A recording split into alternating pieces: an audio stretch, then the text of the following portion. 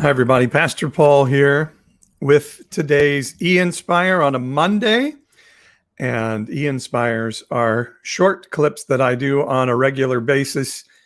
And sometimes we offer them out publicly. Usually they're reserved just for my patrons on my Patreon page, which you on TikTok can get in my bio, or if you're watching on YouTube or some other source, also it'll be linked in the link tree. And also I'll put up the banner so you know how to get there. And Patreon is where I get my support to do what I do. I'm calling this eInspire today a No Shame Monday. We had such an interesting conversation break out yesterday in our Sunday community. And if you haven't been in one of our Sunday community meetings yet, particularly if you've lost your faith community, you got to come join us. We have such great discussions, authentic, challenging each other. We have young guys and old people and everybody challenging each other and allowing people to share their voice with one another. And it's a beautiful, beautiful thing. So if you haven't joined us yet for that, please do so at some point. I'm Pastor Paul at Pastor Paul TikTok on social media. And it's a No Shame Monday because a lot of us are dealing with shame from friends and family members because we haven't jumped on the evangelical partisan Trump train, or we're struggling with some belief systems. And so I'm going to show you a video real quickly. You won't see it on TikTok, but to just start us off in our discussion today, if I can make the technology work, of what this shame-based Christianity looks like in our world. So this is just a quick video I made.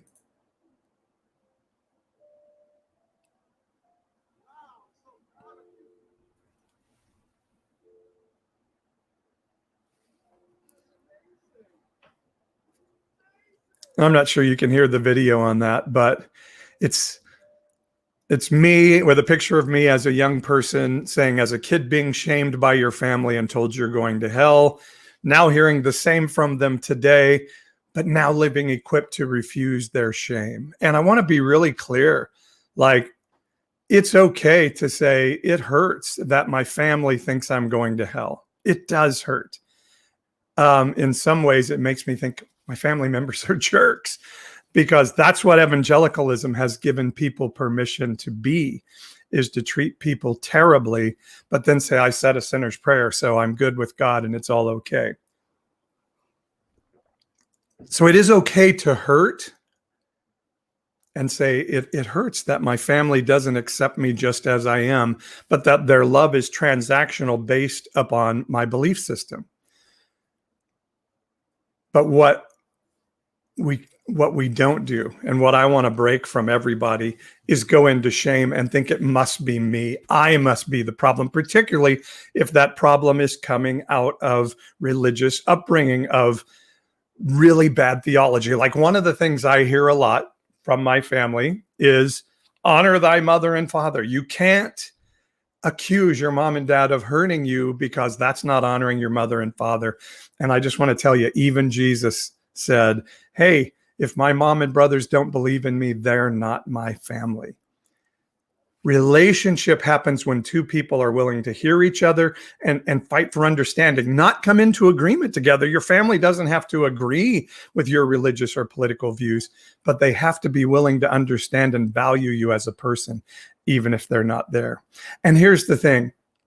Jesus said in the book of John, chapter 10, verse 10, this is the story of Jesus. And I'm just talking about following Jesus as a model of life. I'm not demanding you take on his divinity or the religion that has come out of that. Just as a wisdom, it said that the story of Jesus came to bring life to the full, life abundant, some versions say.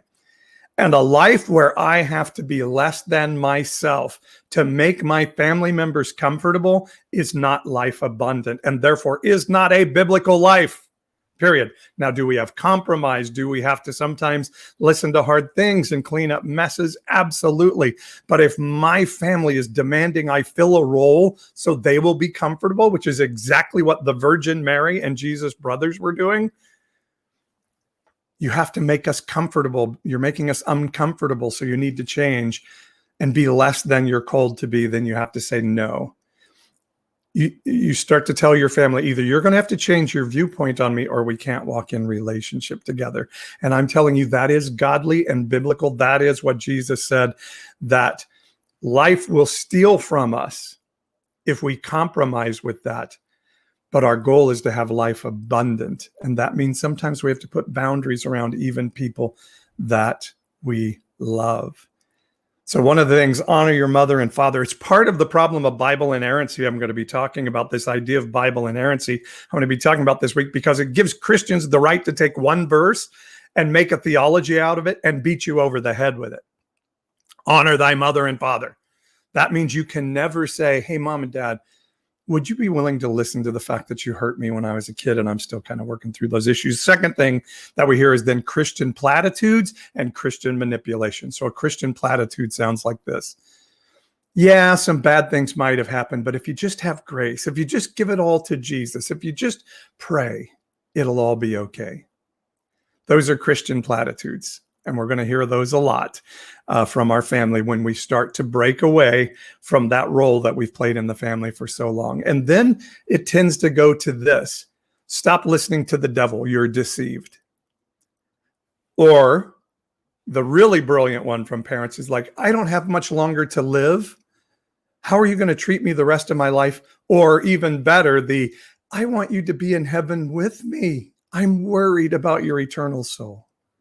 And I'm not saying that's not a sincere belief in them, but again, it's an emotional manipulation, and it's illegal, and it's a violation of life to the full. So that's my encouragement today from our eInspire.